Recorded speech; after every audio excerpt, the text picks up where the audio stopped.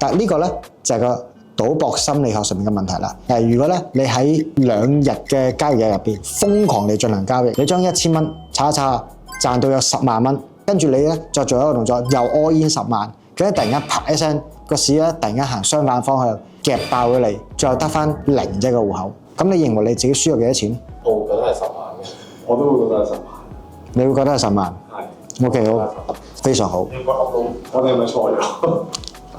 咁樣嘅有一本書叫《賭博心理學》，就講啦，呢兩公婆去拉斯維加斯旅行，咁啊跟住就兩公婆咧就翻酒店房間瞓覺啦，夜晚啊嘛，咁啊老公突然間咧夜晚趁住老婆瞓着咗覺之後咧，就攞住100美元走落去賭場玩啦，咁又玩老虎機又玩成啦，咁啊最高峰嘅時候咧賺咗成10萬蚊美金，咁但係最後一個錯誤嘅決定咧，嗰10萬蚊輸晒埋，咁啊連埋嗰一開始嗰100蚊都輸埋，跟住佢就翻去瞓覺啦。咁翻去瞓覺嘅時候，老婆問佢輸咗幾多，咁佢會點答啊？100蚊，